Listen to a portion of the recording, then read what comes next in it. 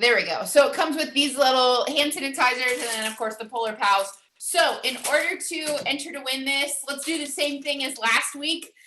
Take a little screenshot of your face, your beautiful face, or your beautiful profile picture, put it on Instagram, and just tag me so that I know that I get notified so that I get to see it, and I will pick a winner tonight. But yeah, that's the giveaway. And then text your team and say, hey, skills training right now. Here's your quick reminder and remind them to get on. This is going to be a really fun night, and I'm so excited. Also at 8:15, I'm super pumped because Bethany Crawford and her team are hosting an Essential Oils and Entertaining 101 class, and I have seen some of the documents that they're putting together, and I am so pumped about it. Personally, I feel like I need exactly what they're going to say. So that'll be we'll have 15 minutes after this call to kind of just like gather up some of our downline and say, hey, this is going to be a great call happening. So let's dive right in. Tonight, we're talking about slice number 5, and we're talking about red light and green light stories. So if you didn't hear Richard Bliss Brooks training, oh my gosh, it was absolutely incredible. He talked about how, first of all, the longevity of Young Living, the sustainability of network marketing, all of it was like a big shot of belief. And I feel like it just benefited me so much that I highly recommend you go watch it as well. And in his presentation, or his interview, if you can say that, he talked about red light and green light stories. He talked about when he started in his network marketing business, how there were opportunities for him to assume one way or the other, either that something would be successful or something wouldn't. So he was selling, I think he said like, I don't know, some sort of drink, I think. And he made $5 when he sold one of these drinks. And he talked about how there was one time when someone wanted to reorder and he was hours away. This person was hours away, and he could have made up a story. He could have assumed or created a story that said he probably won't buy it. He probably won't be there when I get there. He'll probably have bought it from someone else by the time I get there. But instead, he chose an alternate story, a green light story. And that story was something that was assuming a really good thing, like a belief that something great could happen. And so instead of believing the red light story, he chose to believe, no, what if I get there and he buys me lunch and then we have a great conversation and I talk to him about my business, and what if he becomes someone who sees this vision like I do and had all these great assumptions or these great ideas. And that really got me thinking how I would like to do that more. I would like to be more of a green light thinker. I would like to assume and hope for positive things to happen. And so that's what we're going to do for the first part of our slice tonight. You can see I have some sticky notes up here on my wall. And I don't know if you got the text and you have sticky notes with you or note cards. If you don't, that's okay. You can just use a piece of paper. But right now we are going to create some green light stories. So let me read to you what I have for my green light stories. And these are just things that I am assuming are going to happen. And I don't have an expectation tied to them, but I kind of have this game with myself that's like, if they happen this week and I get to take one of those sticky notes down, I first created the reality in my brain and then it happened outside. Some call it quantum physics. The concept is like incredible, but I will tell you, I started this and I started writing it down. And the first one that I'll read to you, this is crazy. This is so crazy. I said, I wrote this down. Someone I enrolled asks how to enroll someone. I kid you not. I get a message. I'm going to read for you word for word what it said. All right. This girl has been on ER. She loves her oils. Definitely not interested in the business. Here's her message to me. Hey, I have a friend interested in signing up. ... What's the easiest way to do that now? Has anything changed? I feel like the main homepage is confusing. Will she just go straight under me? And I'm looking at this little note card going, are you kidding me? Are you freaking kidding me? I just wrote that down. So I'm like, well, I would like to continue this. So I started writing down some other stuff. So this is the only one that has actually come to fruition so far. But I'm just going to go ahead and move it over to this side, okay? Someone on Instagram asked me for my link. I hit 28,000 followers on Instagram. Four Sigmatic sees my stories and shares about my drink promo thing I did today. Someone outside my industry asked to interview me. I get a reactivation. My neighbor wants oils. YouTube enrollment. Don't know where they came from. So we're going to create all of these green light stories tonight. I'm going to put us into breakout rooms, and this is like brainstorm time, okay? There's no wrong answer. Everyone's going to come up with different stuff. I'm going to sit over here and think about more things that I want to happen and more things that I'm going to think, oh, that's going to be so great when it happens. I'm going to write them down as if they are happening because they are already happening in the universe. And we can kind of share with someone else where we're at. So here we go.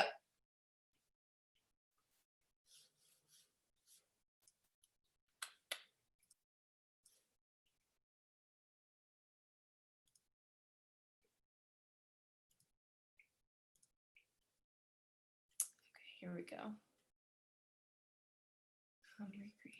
Sorry, I'm still getting used to learning how to do the breakout rooms. Okay, recreate all rooms. All right.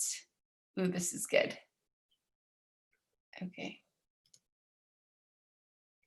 All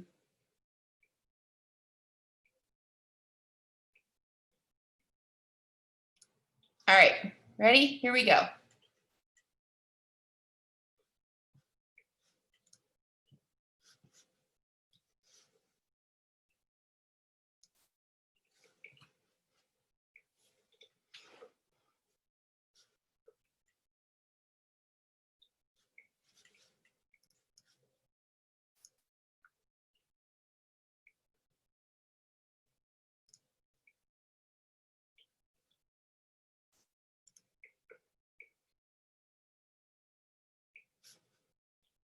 Resume recording. All right, I know you could have used more time, and that's always the way it is, but who wants to share? What are some things you came up with for you or your group came up with for some green light stories? I'll go. Awesome. Just I thought it was really interesting. We were all talking about like what was lacking or like what we wanted to have happen and using that as a starting point. Because the green lights, you literally like they're endless, the things that you could say, but almost looking at like what might be lacking or what do you want to have happen and then create a green light statement. But then Gina even had the idea of then doing something that would bring out the green light happening. Oh, so like it was like did we talk ahead of time or what? You what? I said, did we talk ahead of time or what? Oh, maybe so she already knew what was going on. No. Are you serious? That's funny. No, keep going. I'm sorry to interrupt. No, you're good. And real briefly, in September, the month that I hit gold, Leslie Burris had a training and she called this speaking crap over your business because she correlated a gardener using fertilizer and that like you're putting crap in that's not even real because your plants aren't growing yet. But it was those statements. And I kid you not, I did that in the beginning of September and then all the things started happening. And it was like, all right, I'm just going to speak crap every day. There we go. All right. Well, okay. That was like literally the most perfect segue because now that we've opened the floodgates for this, like what could happen. And I think we should all spend another 15 minutes, 20 minutes filling up our notes list or our documents of whatever, because when I got that message from that girl, it was like, felt so much more exciting than like had I gotten the message without writing the sticky note. I can't explain it. Like it was just crazy. So I think we should come up with a ton.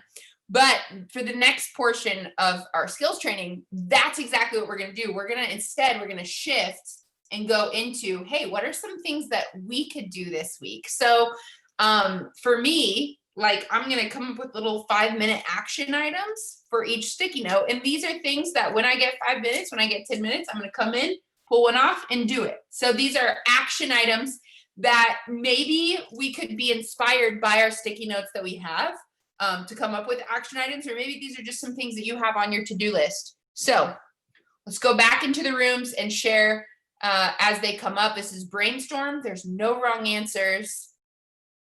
You feel me.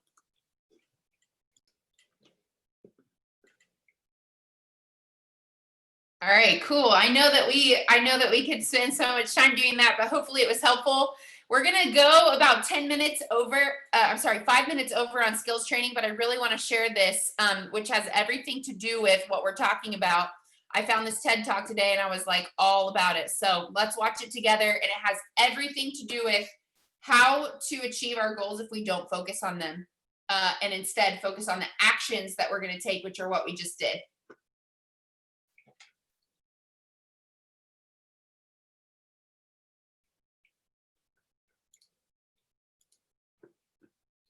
If you want to achieve your goals, don't focus on them.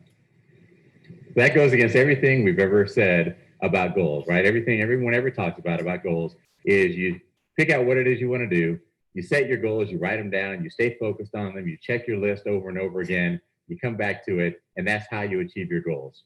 Well, I have learned over the course of my life and watching other people and studying other things that that is not the way to achieve goals. We all talk about setting goals, but we don't talk that much about how do you actually achieve goals. So I started learning this lesson with my first girlfriend in life. Her name was Lysandra Johnson. You guys have never seen Lysandra, you have to take my word for it. She was the most beautiful sixth grader God had ever created. And for the record, I was in sixth grade too. I used to look at this girl and think every day, I would love for Lysandra to be my girlfriend. But I was young and I was afraid, so I didn't go say anything to her. Well, one day I'm standing on the playground during recess. I don't know where the courage came from, but I decided today is the day. I wasn't going to wait another day. I turned to my buddy, John Statura, and I said, John, go ask Lysandra to go with me. So he goes walking over to her and he poses the question. Her little group of friends giggles. She says something back. He comes walking back to me and he said, Reggie, Lysandra said if you weren't her to be your girlfriend, you've got to ask her yourself. I thought, I'm in sixth grade. I sent my best man. What does she want? Well, there was no way I was going to ask her myself. So I continued to think about her for the rest of that school year. Summer break came and I thought about Lysandra Johnson every day of summer break. The next year was seventh grade. At my school, you had a different class every hour and lockers between classes. Well, first hour, I had woodshop. First hour, Lysandra had home economics. At my school, you're allowed to change one class as long as the class you're moving out of met at the same time as the class you're moving into. So I walked in the principal's office, said, I'd like to change from woodshop to home economics.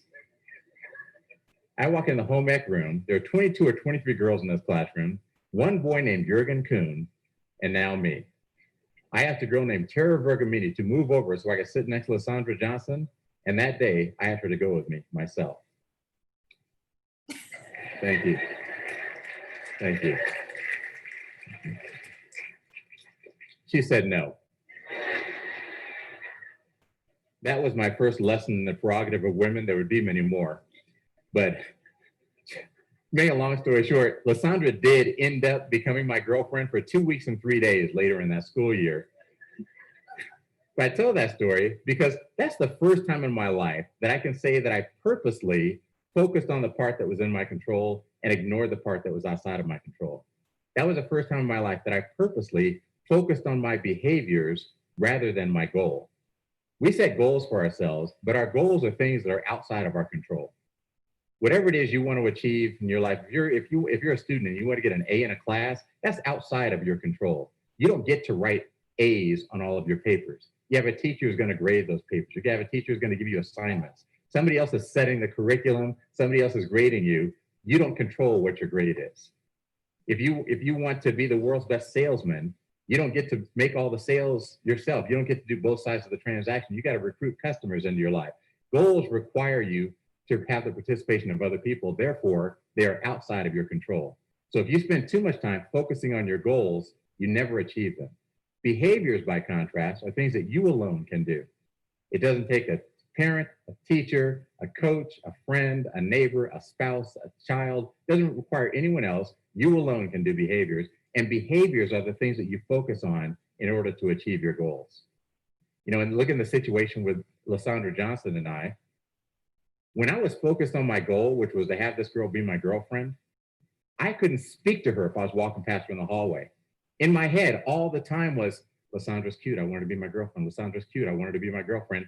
We're walking past it in the hallway, I would turn the other way. I would not even say hello to her because I was terrified. All I could think about was my goal. When she told my friend John, if Rachel wants me to be his girlfriend, he's got to ask me himself, I heard yes. So I stopped thinking about the goal. The goal had already been achieved. I came back to focusing on my behaviors. Once I started focusing on my behaviors, I figured out what class she had in first hour. I learned the rules at our school about changing classes. I went to the principal's office talking to adults. Saying, hey, listen, I got to change class. I got a girl to catch. I walk in the home ec room, a room full of girls. I was afraid to talk to one girl. Now there's a room full of girls. And I was like, ladies, I'm here. I asked Tara to move over so I could sit next to Lysandra, and she did. I had a little swagger to me because I heard yes. And when I heard yes, I stopped focusing on the goal and I started focusing on my behavior, and I got myself in a position to achieve my goal. Well, she said no at the time, but later she said yes. But I learned years later when I look back and I thought about that, I thought that's really the model for what happens in life. It's a metaphor. If you think about what we all go through with, say, weight loss. We're all on a diet at one point or another. I'm on one now, involuntarily. My wife has put me on one. But we're all on a diet at one point or another. And how does a diet start? It starts with a goal. You say, I want to lose 10 pounds by the end of the year. Okay, that's great. You have a goal. If you stay focused on that goal, you will never lose 10 pounds. Because what's the next thing we do? We go from our goal to the scale. We say, okay, I'm going to step on the scale. Scale, please tell me if I've lost any of these 10 pounds. I haven't lost any pounds. I gained a pound. Okay. And we keep coming back to the scale. And, you go through a week where you eat well, you're exercising, you're drinking a lot of water, you're doing all the right scale, and you gain weight, you quit the diet. If you focus on your goal, you won't achieve it. Instead, you have to focus on your behaviors. Your behaviors are what are in your control. You control the food that you put in your mouth. You control the liquids that you put in your mouth. You control how much exercise you do. You control how you feel about the weight that you are. You control how you feel about the amount of food that you're eating.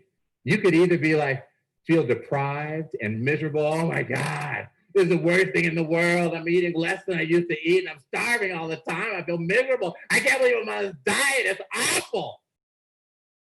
Or you could say, I'm proud of myself. I'm eating less than I used to eat. I had this instead of that. I feel good. I know that if I keep this up, when I get on the scale is going to tell me something good. If the scale doesn't tell me something good right now, I know that if I keep this up, I'm going to get where I'm going. Right now, we treat the scale as if the scale is an oracle sent down from God to tell us about ourselves. When you're on a diet, it's like, oh, mighty oracle, please tell me what I should think about myself today. You're fat. Oh. The oracle has spoken. If you focus too much on your goal, if you focus on what it is you weigh, then you're never going to achieve your goal. You have to focus on your behaviors. Think about our kids. We have goals for our kids. We want our kids to be responsible. We want them to be mature. We want them to work hard in school, to work hard at their extracurriculars, to hang out with the right people. We want them to be engaged. We want all these wonderful things for our kids. And because we want these things for them and because we focus on those goals for them, we spend most of our time as parents being agitated. Why are you doing that? I told you not to do that. Get over here, do your homework. Wait, you're only one page in. I told you to get your homework done. And we spend all our time fussing and fussing and fussing because these kids won't do what we have in mind for them in terms of our goals. We are focused on our goal. If you focus on your goal, you'll never achieve it. You have to focus on your behaviors. Behaviors are things that are in your control solely.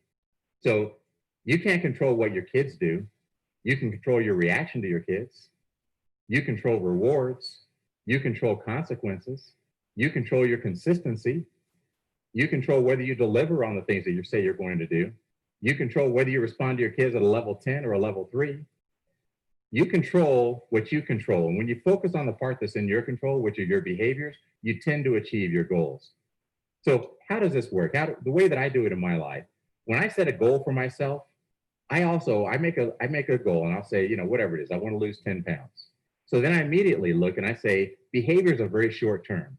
I only believe that I can control my behaviors for 7 days. That's it. So when I set a goal, I say, what can I do today that's going to help me get closer to that goal? What can I do tomorrow that's going to help me get closer to that goal? And what can I do this week that's going to get me closer to that goal? Today, tomorrow, and this week. I write things down in those 3 categories and plan out how I'm going to go after the goals that I have in my life.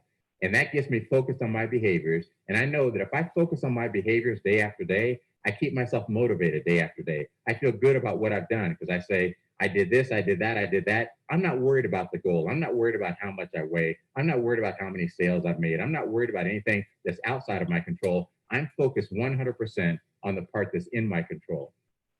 If you want to achieve your goals, don't focus on them.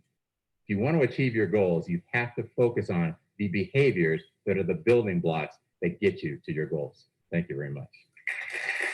Woohoo! I loved it. All right, so we're over time, but just to summarize, we have our list of things that we are manifesting, we're believing are going to happen, our green light stories, our assumptions that we're going to believe is going to happen in our business. That's on one side. And then we've got the things that we came up with, the action items that we're actually going to do. Thank you. I'm sorry. Thank you. Oh, my word. Beyond boundaries. What a theme. I do not know where I am. Beyond. Now, when I think of boundary, Okay. Then we have, I can't even get to Zoom. Okay. Then we have our action items that we came up with. It's like this person saying thank you. We have our action items that we're going to do. And beyond that, that's all we can control. So that is slice number 5 is when we're doing work time, when we're coming in to get some stuff done. We're going to just look at our little action items, pull one off and do it and see how much we can get through and do it to the best of our ability. Don't forget to take a screenshot and share on Instagram and Facebook stories and tag me so you can be entered to win the little giveaway. We'll see you back here in 9 minutes for the Oils and Entertaining class hosted by Bethany Crawford. Bye guys. Have a great night.